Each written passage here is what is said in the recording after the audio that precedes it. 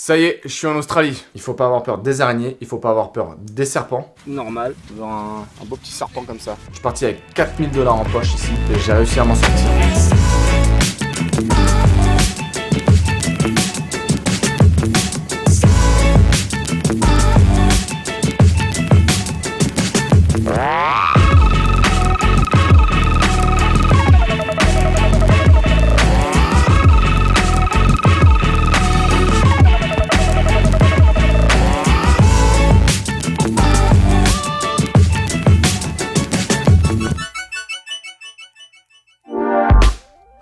Moi je suis de Paris, j'ai mis un max d'oseille de côté pour pouvoir partir avec l'argent suffisant. J'ai pris l'argent en cash, je l'ai amené directement en Australie, dans un bureau de change. Si vous avez la possibilité d'acheter de l'alcool avant d'arriver sur le territoire australien, vaut mieux parce que ça coûte une blinde. Ici, là, on est en 2016, un paquet de clopes, c'est dans les alentours de 20 $, ce qui fait à peu près 15 €. Les bouteilles d'alcool, surtout la bière, ici, on est en ce moment sur une moyenne de 50 $ pour à peu près 24 bières. C'est vrai que les gens se posent souvent la question, est-ce que je prends un backpack? On peut prendre la valise, on peut prendre le backpack. J'ai une personne qui est venue justement ici en woofing qui avait fait les deux. La valise, c'est bien si on reste en ville. J'ai vu des valises en style VTT qui permettent en fait de pouvoir faire circuler sa valise partout sur n'importe quel type de terrain. Je préconise quand même le backpack. Faut être organisé. Personnellement, la valise ou le backpack, la réponse elle était claire.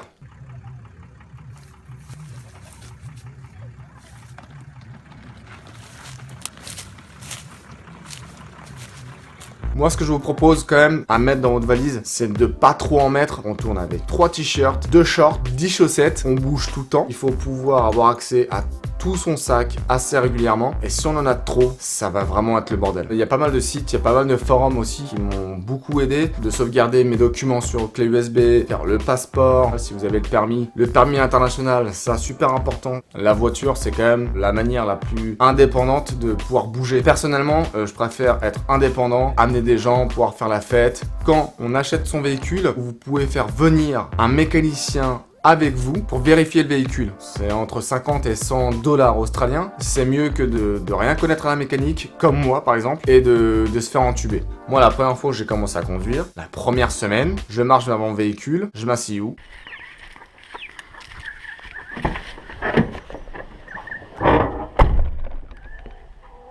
Du côté passager, normal. Alors que c'est moi le chauffeur.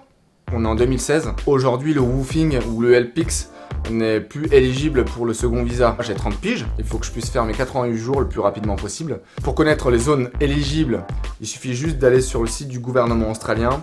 C'est le même site sur lequel tu es allé pour pouvoir demander ton visa si jamais tu veux aller en Australie. C'est assez facile de trouver les zones pour le second visa. Ce qu'il y a de plus intéressant sur ces 3 derniers mois, c'est l'apprentissage de l'anglais. C'est vrai que moi j'avais un petit niveau, c'était pas extraordinaire, mais quand je suis arrivé en Australie, l'accent australien, je sais pas si ça t'est déjà arrivé, mais quand tu vas voir un mec et qui te dit un truc et que tu ne comprends rien.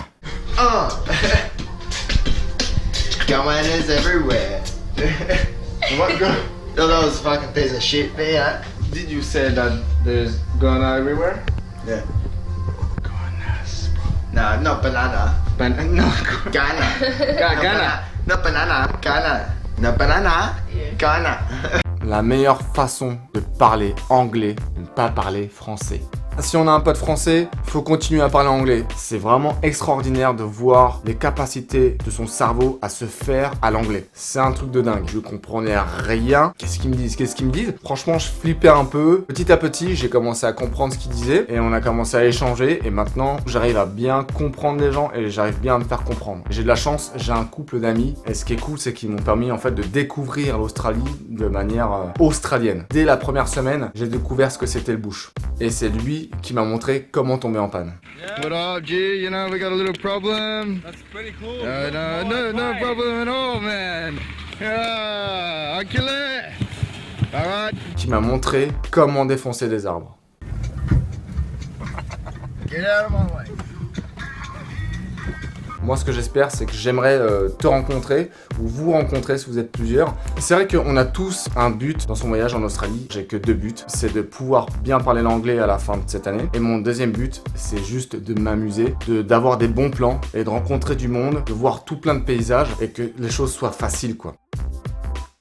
Tout ce que je sais, c'est que mets un pouce en l'air si t'as kiffé la vidéo et abonne-toi si tu kiffes. Si t'as des avis, si t'as des commentaires, si t'as du boulot à me proposer, que je puisse venir te voir et travailler avec toi, moi je suis chaud, je regarde toutes les propositions.